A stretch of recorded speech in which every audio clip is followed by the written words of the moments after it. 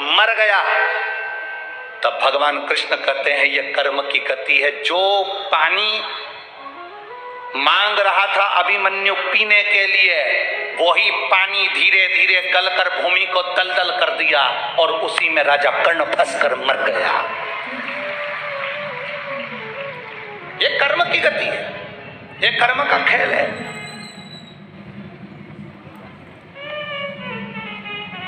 कौन था राजा कर्ण? पूर्व समय में दुर्दुम्ब नाम का एक असुर, एक राक्षस था। क्या नाम था उसका? दुर्दुम्ब। राजा कर्ण पूर्व समय में एक दुर्दुम्ब नाम का एक असुर, एक राक्षस, जिसने सूर्य नारायण भगवान की तप साधना करी, आराधना करी और भास्कर देव की, सूर्य देव की आराधना करी तो सूर्य देवता प्रसन्न हो गए।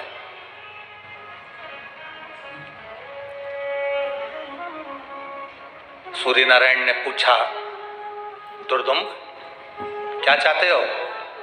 दुर्दुम्ब कहते हैं, महाराज मेरे मरना नहीं चाहता, आप मुझे बस एक वर दे दो कि मेरे प्राण ना छूटे। भास्कर देव सूर्य नारायण ने कहा, संसार में जो जन्मा है उसे तो मरना पड़ेगा। जो मृत्यु लोक में जन्म लेता है उसकी मृत्यु निश्चित हो जाती है।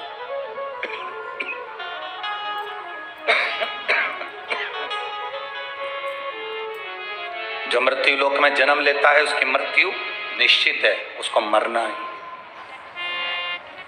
वीर कर्ण थे, फिर भी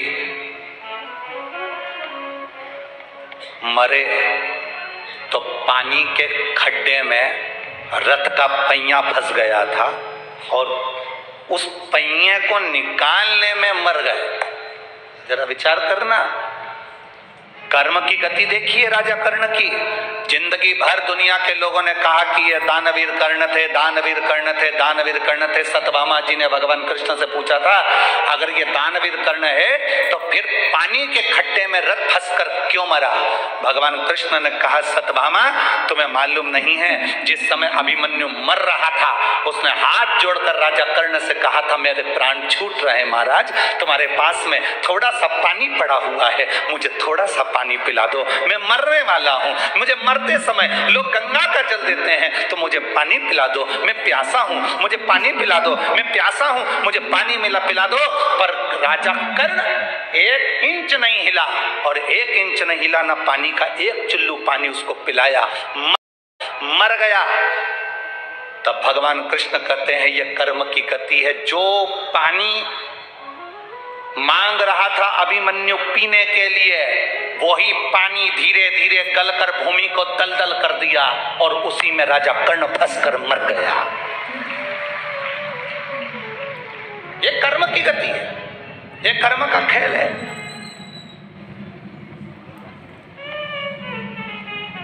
कौन था राजा कर्ण?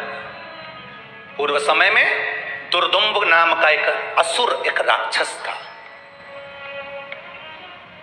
क्या नाम था उसका? दुर्दुम्ब। राजा कर्ण पूर्व समय में एक दुर्दुम्ब नाम का एक असुर, एक राक्षस, जिसने सूर्य नारायण भगवान की तप साधना करी, आराधना करी और भास्कर देव की, सूर्य देव की आराधना करी तो सूर्य देवता प्रसन्न हो गए।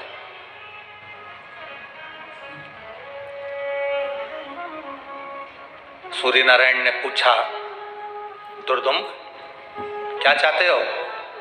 दुर्दुम्ब कहते हैं, महाराज मेरे मरना नहीं चाहता, आप मुझे बस एक वर दे दो कि मेरे प्राण ना छूटे। भास्कर देव सूर्य नारायण ने कहा, संसार में जो जन्मा है उसे तो मरना पड़ेगा। जो मृत्यु लोक में जन्म लेता है उसकी मृत्यु निश्चित हो जाती है।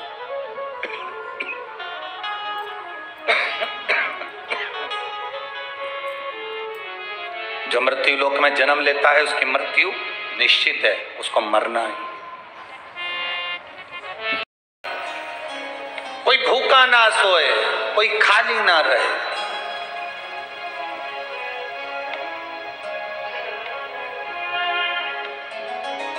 लोग कहते हैं गुरुजी हम कथा में आए हैं, हम कथा श्रवण करने के लिए आए। हम कहते हैं तुम कथा में नहीं पहुंचे, पहले तो ये अंदाजा लगाओ कि आप कहां कथा सुनने के लिए आए हो। कहां पर आए हो? चंद्रभागा नदी के तट पर। जम के बोलो, कौन सी नदी? चंद्रभागा नदी के तट पर। और दूसरा नंबर, हरि विठ्ठल के पावन चरणों में आप कथा सुनने के लिए आए। जो लोग कहते हैं कि चंद्रभागा नदी या हरिविठल का चरित्र अभी का है या पंडरीनाथ का मंदिर अभी का है, हरिविठल अभी के हैं, हम उनसे कहेंगे आप स्कंद पुराण, पद्म पुराण, गर्ग संहिता सब पढ़ो, दिल से पढ़ो, उसमें आपको सब कुछ मिल जाएगा कि चंद्रभागा कब की है, कब का ये चंद्रभागा का तट है, यहाँ हरिविठल सदा सदा हमेशा विराजमान रहे हैं। बस उनको याद करने वाला कोई पुकारता है और हरिविठल दौड़ कर चले आते।